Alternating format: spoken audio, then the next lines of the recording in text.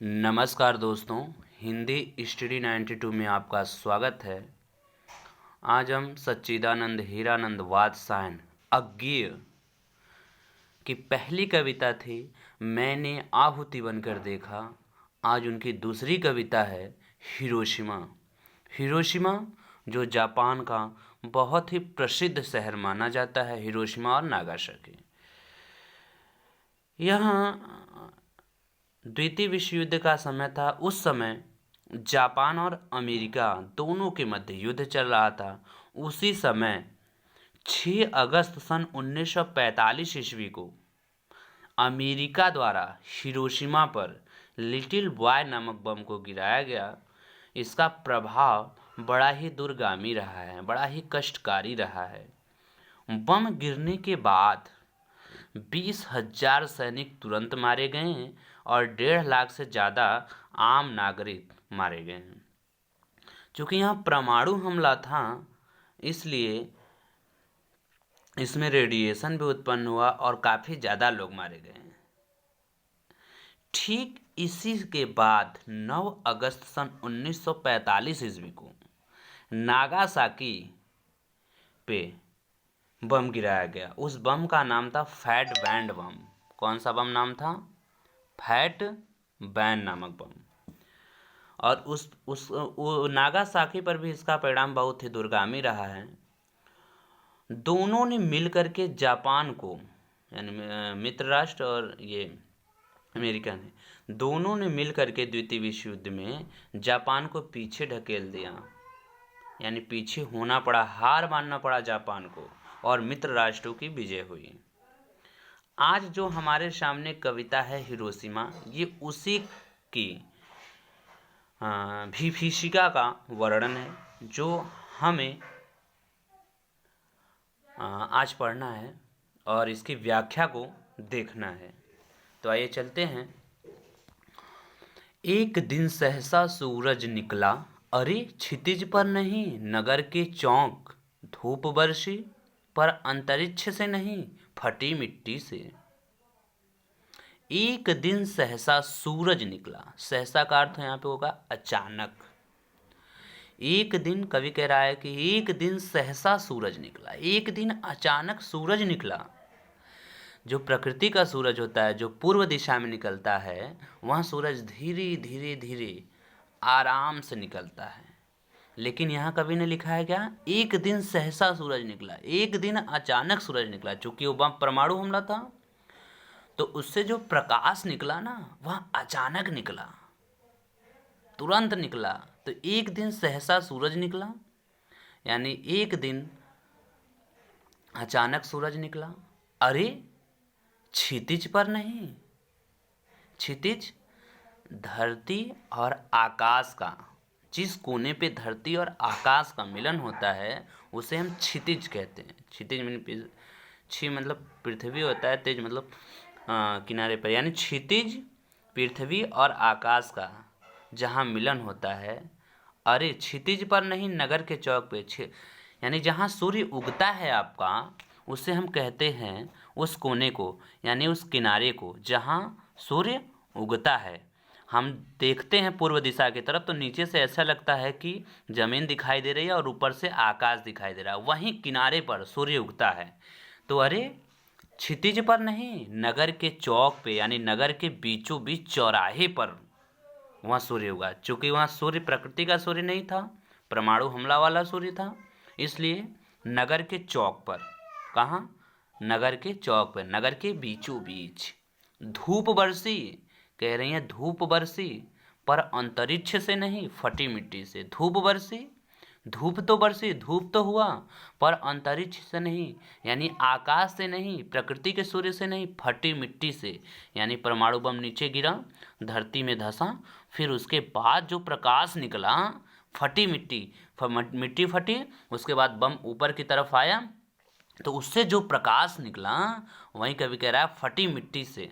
उसके बाद मिट्टी से प्रकाश निकला। छायाएं मानव जन की दिशाहीन, सब ओर पड़ी, वह सूरज नहीं उगा था पूरब में। वह बरसा सहसा बीचों बीच नगर के, काल सूर्य के रथ के पहियों के ज्यों अरे टूट कर बिखर गए हों दसों दिशा में। कुछ क्षण का वह उदय अस्त, केवल एक प्रज्वलित क्षण की दृश्य सोख लेने वाली दोपहरी। फिर छायाएं मानव जन की दिशाहीन। मानव जन की जो छायाएं हैं ना, छायाएं कब बनती है? या तो सूर्य पूर्व दिशा में हो तो हमारी छाया जो है कि पश्चिम दिशा की तरफ बनती है, और अगर जो सूर्य है वह ढलान पर हो तब हमारी जो है कि छायाएं लंबी बनती हैं। तो छायाएं मानव जन की जो थी ना, वह दिशाहीन थी। कैसे दिशाहीन थी? क्योंकि दोपहर के समय में जो सूर्य होता है हमारे सिर के ऊपर होता है, तो उस समय जो हमारा प्रकाश बनता है उसमें हमारा प्रकाश नहीं बनता है, क्योंकि सूर्य हमारे ऊपर होता है, इसलिए हमारा प्रकाश, हमारे परछाई नहीं बनती है। तो जो नगर के बीचों बीच में बम गिरा है ना, वो सीधा सर के ऊपर प्रकाश किया है। ठीक है, उस वजह से छायाएं, जो मानव जन की छायाएं ना, वो दिशाहीन हो गई, जिसका कोई उद्देश्य नहीं है, जिसका कोई अता पता नहीं है। ठीक है, अगर मैं कहता हूँ कि मैं शिक्षक हूँ, मेरा उद्देश्य है कि मैं अपने बच्चों को पढ़ाऊँगा। पिता है, उनका उद्देश्य है कि वे अपने बच्चों को कपड़े और फीस की व्यवस्था करेंगे। वैसे ही जो प्रकृति का सूरज है वो हम लोगों के लिए उनका कर्तव्य बनता है कि सुबह सुबह धीरे धीरे उगे और हम लोगों को ताजगी दे, और जो सूर्य की किरणों से जो पत्तियां क्लोरोफिल के कारण अपना भोजन बनाते हैं और उससे हमें अन्न मिलता है, ये होता है प्रकृति का सूर्य। लेकिन ये कैसा सूर्य था? परमाणु हमला वाला सूर्य था। इसलिए क्या था? छायाएं मानव जन की दिशाहीन। जो मानव जन की छायाएं थी ना, वो दिशाहीन हो गई थी, दसों दिशाओं में फैल गई थी।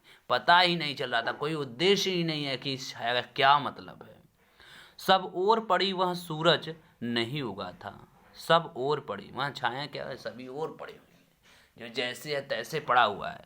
वहाँ सूरज नहीं उगा था, वहाँ सूरज नहीं उगा था प्रकृति का, वहाँ प्रकृति का सूरज नहीं उगा था। पूरब में वह वर्षा सहसा, क्योंकि जो प्रकृति का सूरज होता है वो पूर्व में उगता है। वह वर्षा सहसा, वह अचानक वर्षा था। जो परमाणु हमला वाला सूर्य था वह अचानक वर्षा था, अचानक प्रकाश हुआ था, अचानक रेडिएशन फैला था, अचानक उद्वेलित हुआ था।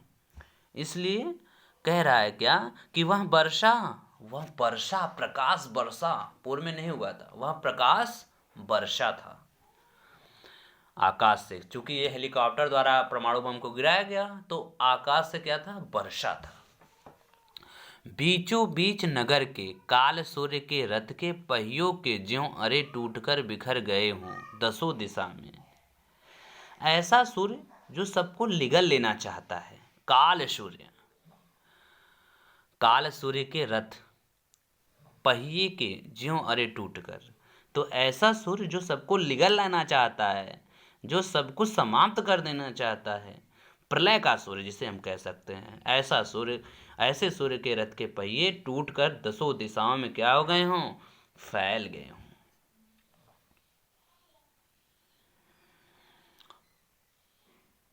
कुछ क्षण का वह उदय अस्त, केवल एक प्रज्वलित क्षण की दृश्य शोक लेने वाली दोपहरी। फिर कुछ क्षण का वह उदय अस्त, वह जो परमाणु हमला वाला सूर्य था वो कुछ ही समय के लिए क्या हुआ? उदय हुआ, प्रकाशित हुआ। इतना ज्यादा प्रकाश हुआ कि क्या हो गया? उससे सारे लोग क्या हो गए? त्राही त्राही मच गई, सभी लोग मर गए। बहुत सारे सेनाएं, 20,000 सेनाएं, 1.5 लाख आम आदमी मारे गए। इससे जो त्राही मची ना, वो कुछ ही समय के लिए सूर्य उगा था, उसके बाद क्या हो गया? अस्त हो गया। केवल एक प्रज्वलित क्षण की दृश्य शोक लेने वाली दोपहरी, केवल वो दोपहरी जो एक क्षण की थी। दोपहर का सूर्य अपने चरम सीमा पे होता है, वैसे ही दोपहरी ऐसा प्रकाश जो केवल एक क्षण के लिए आया और सबको सुखा देने वाला प्रलय मचा दिया और सबको भाप बनाकर उड़ा देने वाला था। मानो मानवता ही पूरा खत्म हो गई हो। ऐसी दोपहरी आई थी, दृश्य शोक लेने वाली दोपहरी, ऐसी दोपहरी जो सबको क्या करे, सबको सोख करके हवा बना करके उड़ा देने वाली दोपहरी आई थी। ऐसी प्रकाश आया था, प्रज्वलित। प्रज्वलित का अर्थ होता है प्रकाश। छायाएं मानव जन की नहीं मिटी लंबी हो होकर, छायाएं मानव जन की नहीं मिटी लंबी हो होकर, नहीं मिटी लंबी हो होकर, मानव ही सब भाप हो गए। छायाएं तो अभी लिखी हैं झुलसे हुए पत्थरों पर, उजड़ी सड़कों की गज पर। छायाएं लंबी कब होती हैं? जब सूर्य ढलान पर होता है।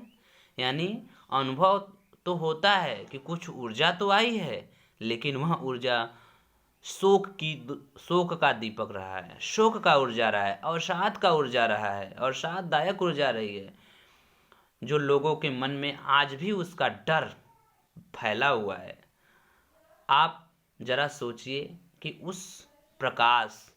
वह प्रकाश कितना खराब रहा होगा, कि मैं ये बात विश्वास के साथ कह सकता हूँ कि वहाँ आज भी जो बच्चे पैदा होते हैं वह अपंग होते हैं।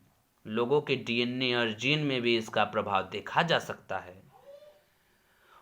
ऊर्जा इतनी ज्यादा थी ना, मानव भाप बनकर उड़ गए।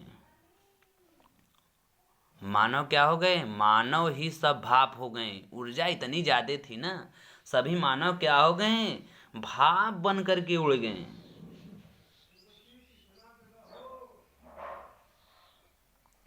लेकिन वह जो कहानी हुई, वह जो घटना हुआ कि छायाएं मानव जन की नहीं मिटी लंबी हो होकर, लेकिन वह जो कहानी हुई, जो घटना हुआ, जो दुर्घटना हुआ, जो वहाँ की उजड़ी हुई सड़कों और गलियों में भी आज भी स्थित दिखाई देता है। मानव का रचा हुआ सूरज मानव को भाप बनाकर सोख गया। पत्थर पर लिखी हुई यह जली हुई छाया मानव की साखी है।